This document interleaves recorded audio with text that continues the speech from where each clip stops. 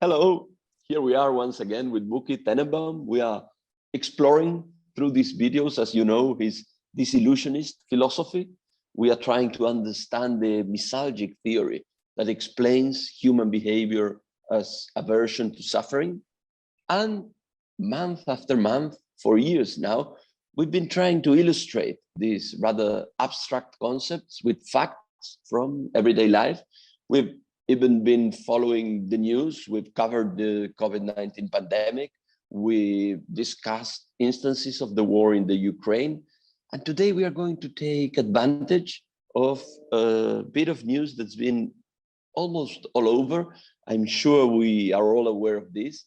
Apparently, global population just reached 8 billion people, 8,000 million people. So this has been widely discussed, and we are going to take advantage of this fact from a disillusionist point of view to see what this philosophy teaches us about these figures. Well, it's very funny, you know, the number 8 billion, you know, the accuracy on the pretended accuracy of something like that.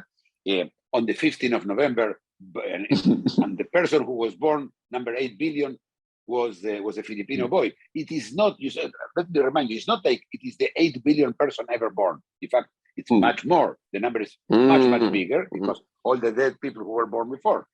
But those are the people who are alive at a certain point. So they have to see that people are dying on the right, in the right proportions to do that. It's you know, we spoke about it. It's the funny idea, the idea of people get about doing this kind of stuff. But the question of the 8 billion, let's stay with those 8 billion. Now, 8 billion of what? What is 8 billion people? How do you find people? Well, you can say, the animals that think, that are conscious. Yes? It does not include giraffes or monkeys or cockroaches. Yes, well, conscious animals. I think that would be the self-conscious, or not self-conscious using that expression, but conscious of themselves. Self-aware. Yeah. Self-aware. I meant self-aware, but well, conscious people. Now, if that is the case, then we already have to discount 2.4 billion people, because they are now asleep. A third of humanity is asleep. And that means we have only 5.6 billion people who are conscious. Now, let me remind everybody that in Disillusionism, we talked about sleepwalking. Sleepwalking is that situation in which every day we just go through a seamless chain of habits, and we just sleepwalk all day, about 96% of the time. Numbers fluctuate, but if you start discounting between the people who are now sleepwalking and those who are not sleepwalking but are doing nothing and are not even thinking, you get something like, end up with 100 million people awake, fully awake now. And I use the word fully awake, Florencio, because fully awake means that they are not neither sleeping nor sleepwalking. Only 100 million. Okay, so those are the numbers, and it's a quite much smaller number. You know, 100 million people is the population of Egypt. End of it. a third of the population of Indonesia. We're talking about really not many people, and those are the ones that are awake. And when I mean awake, it means they're not counting money. For example, if you count money, you are sleepwalking. Yes, you can teach a dog to count. You can teach a horse to count. So if an animal can do it, that's not thinking. Thinking is not even going to an ice cream parlor, and if they offer you chocolate or vanilla, you make a choice, a choice that you always make. You always make vanilla. That's automatic. Chocolate. That's automatic. But it's like going into an ice cream parlor and they say, what would you like to have? I say, what do you have? Well, and then he starts telling you, I have ice cream of made out of eggplants or crab ice cream. Crab ice cream, like in Japan, yes. See our Japanese story, the last video about Japan. and then you have to think. That's when you're conscious. Now, what is something special about being conscious? And I wanted to finalize that thought, is that when you're conscious, it is the only situation in which you suffer. What do we know about the other people which are not the 100 million people awake? They are not suffering. You don't suffer when you sleep, and you don't suffer when you sleepwalk. In fact, if you start suffering, either you wake up from sleep or from sleepwalk. What do you think about all this, Florence? What I find most fascinating do you like the math? I like the arithmetics, but to tell you the truth, I've heard similar arithmetics. What I think it's quite original is that we take turns, according to your theory, to be awake and to be asleep. Because in many philosophical traditions, in many religious traditions, you find this sort of dichotomy between a majority of people in a slumber and a small minority who are awake. But that's a fixed allocation of slumber and wakefulness. What I find interesting is the fact that you are using these numbers, using these characteristics, but we're just taking turns. As any of us spends most of his or her life fully asleep or slumbering, these degrees of unconsciousness are also interesting, I guess. But any of us could be awakened at a certain time, as you said, maybe regrettably, because that means open to suffering. But this is what I find original about the arithmetic. Well, let's do some. Let's try to put some order into this, some perspective. You know, the degree of consciousness, no, the degree of unconsciousness is the way we're going to do it, okay?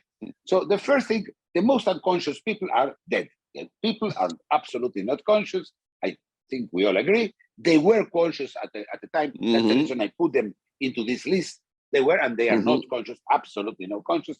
At least some of them vote, I have to say. Some of them vote. Up to Donald Trump, they vote very often. But seriously speaking, they're dead. They are not conscious, and they will never be.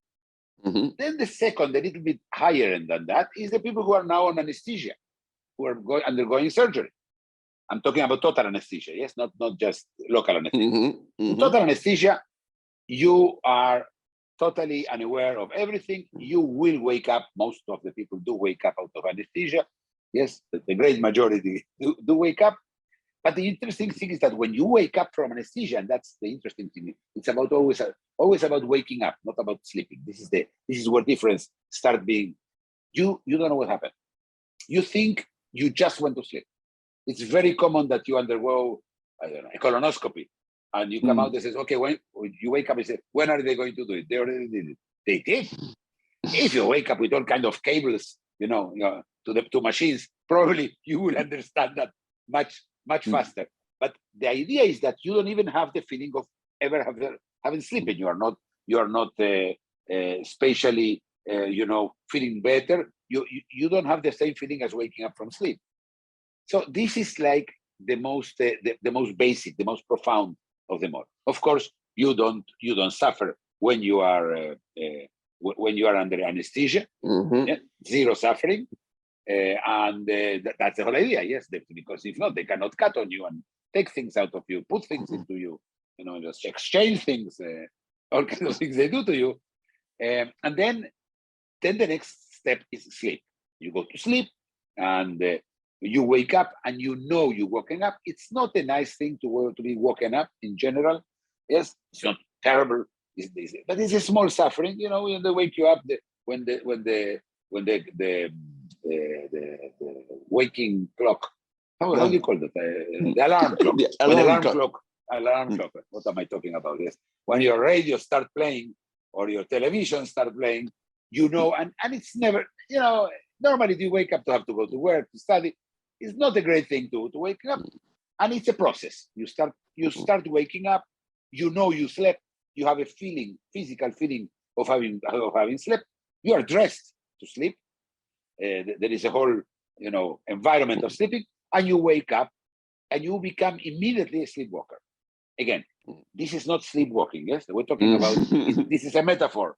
It's a metaphor of that chain of habits that we start running chain of habits. So we get up, we brush our teeth, we get dressed, blah blah blah, and that's the beginning of my sleepwalking during the day. Now, when I sleep, everybody knows I am sleeping. There is a protocol around it. Don't wake him up. You don't talk loud. You don't. You protect the person who is asleep. So everybody knows he's asleep. The only person who doesn't know he's asleep is the guy who's sleeping. This is very important. Yes, you don't know you are asleep. Why is this important? Because we are going to talk now about sleepwalking. Now, in sleepwalking, Florencio, now it's the next part. Things are about the same. You are really asleep, but you are sleepwalking. You're doing things. You're going through motions. You are not suffering, as when you sleep, unless you have a nightmare, which is unusual. But unless you have a nightmare, you are not suffering neither when you sleep nor when you sleepwalk. Zero, nothing. There are no thoughts. There are, of course, basic thoughts like counting, as I said, or simple things, but there is no open thought. But the difference between sleepwalking and sleeping, Florencio, is that the other people, you don't know you're sleepwalking, of course, like sleeping, but the other people don't know it either, or at least not at the beginning. Please, what do you think about all this, Florencio? I think we've all experienced the difference between anesthesia, in the sense that you don't even realize that time has gone by while you were unconscious, and these other states through which you are not conscious, but still you have a feeling that time has passed since you fell asleep, since you went down into the automatic slumber of sleepwalking and habit. But I wanted to ask you again, in this sort of sliding scale you're describing of unconsciousness levels, what happens from a misalgic point of view in terms of fear, in terms of anticipation? Because I also see a remarkable difference there. We are terrorized by the unconsciousness associated with death. I think we are all afraid of the one associated with being in a coma or under anesthesia. I don't think anyone, maybe a small kid, is afraid of falling asleep. And we don't even realize that sleepwalking and slumber are coming. So I guess there's also a correlating scale when it comes to the anticipation of all these unconscious states you are describing. And you don't know you're going to be sleepwalking. That's a fact. Yes, you don't know you try to go to sleep. You don't try to go to sleepwalk. In fact, you could see something. You may start playing a game to try to induce yourself into sleepwalking. The calm, yes. You said about fright. Of course, death. There is a terror of death. This is part of disillusionism. But when you go into anesthesia, some people are afraid. Some people have their worries. I have to say that I never did, but that means nothing. I agree with you. There is more people who are afraid of that than just to go to sleep. Of course, very old people sometimes are afraid to go to sleep because they're afraid they're never going to wake up again. So there is that part too. But it's true, fear, and of course, sleepwalking. Nobody fears sleepwalking. First of all, because you don't know you're going to sleepwalk, and second, because it doesn't feel that way. But the important thing about sleepwalking is that the other people don't know you're sleepwalking. Let me explain you why, because this is very important. We live in a society that praises consciousness. We are different from animals because we make decisions, because we're conscious, because we do this, because we do that. And then you can hear the music and the epics. They say the human beings go to Mars, and they don't go to Mars. People just go to the bathroom. They're not going to know Mars. They're cooking their dinner at home. They're not on their way to Mars. This is so that epic is just to cover the fact that we are sleepwalking. So it's not nice to sleepwalk. You are supposed to be conscious. So what we do is we look like we are conscious. And more than that, I can wake you up in the middle of your sleepwalk. I will ask you something, or maybe I will make you suffer a little bit. And then if you can, you will go back to sleepwalking. And here there is one more element that I want to bring in, and that's energy. You see, when you are asleep is when you waste as little energy as possible. Sleeping is very, very good for not wasting energy. And of course, all the people who live in the idea of saving the planet and I don't know what, think that for them, of course, people who are asleep are the least one who are making any damages. If they are asleep, they cannot go walk around, eat animals, and I don't know what they think that people are doing out there. Burn fossil fuels, yes, harming and burning things and destroying the Amazon and habitats. Yes, so they are asleep, they don't do that. So, but the truth is that you don't waste almost very little energy. And then when you sleepwalk, you waste energy moving, but not in the brain, which takes 20% of your energy is used by your brain.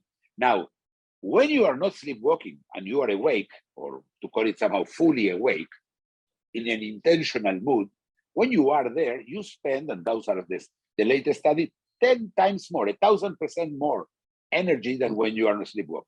So our tendency will be natural, will be not to waste any energy. We will tend to sleepwalk. So, and again, to try not to show it, when you see a guy cleaning, the windows in one of the skyscraper in the floor number 103, say, what is he doing? He probably is awake. No, he is sleepwalking. He should be sleepwalking. The pilot in your plane is sleepwalking. He better be sleepwalking. And that is good. So there is a good thing about the sleepwalking allows the sync of the world to move. Everything falls into place with sleepwalking. Yes? We're already out of time, but I think it's a fascinating issue. It started to me as bad news, the fact that so many of us are awake for so little time.